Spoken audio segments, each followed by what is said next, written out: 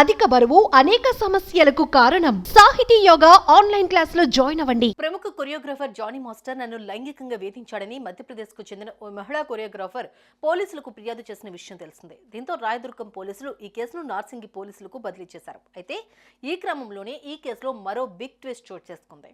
తాజాగా ఈ కేసులో జానీ మాస్టర్ భార్య పేరు కూడా తెరపైకి రావడంతో ఇప్పుడు సంచలనంగా మారుతోంది.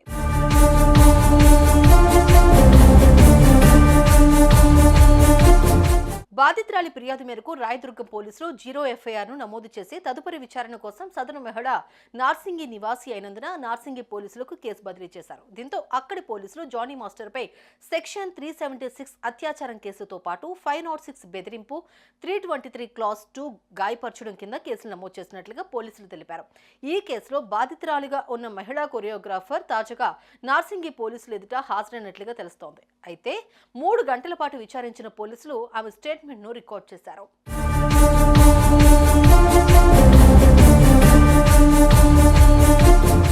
జానీ మాస్టర్ చెన్నై, ముంబై, హైదరాబాద్ తో సహా వివిధ నగరాల్లో అవుట్డోర్ చేస్తున్నప్పుడు మరియు నార్సింగిలోని తన నివాసంలో కూడా తనపై అనేక సార్లు లైంగిక వేధింపులకు పాల్పడ్డాడని సదరు యువతి తెలిపింది. ఈయనే కాకుండా ఆయన భార్య కూడా మతం మార్చుకుని పెళ్లి చేసుకోవాలని ఒత్తిడి చేసినట్లుగా పోలీసులకు ఇచ్చిన స్టేట్మెంట్ లో ఆ యువతి పేర్కొంది. అనంతరం బాధితురాలని అక్కడి నుంచి భరోసా కేంద్రానికి తీసుకెళ్లి వైద్య పరీక్షలు కూడా జరిపించారు. అయితే తెరపైకి ఇప్పుడు జానీ మాస్టర్ భార్య పేరు కూడా రావడం అనేది సంచలనంగా మారుతోంది. ఇద్దరూ కలిసి ఈ అమ్మాయిని వేధించినట్టుగా తెలుస్తుందని పోలీసులు తెలిపారు. కాగా ఈ ఇష్యూపై టాలీవుడ్ కు చెందిన కొందరు ప్రముఖులు స్పందిస్తున్నారు. తాజాగా సింగర్ చిన్మయి రియాక్ట్ అవుతూ జానీ మాస్టర్ ఆ అమ్మాయి మైనర్ గా ఉన్నప్పటి నుంచే వేధించడం మొదలుపెట్టాడు. ఈ కేసులో పోరాడేందుకు ఆ అమ్మాయికి కావాల్సిన శక్తి చేకూరాలని కోరుకుంటున్నా అంటూ ఎక్స్ వేదికగా పోస్ట్ చేశారు.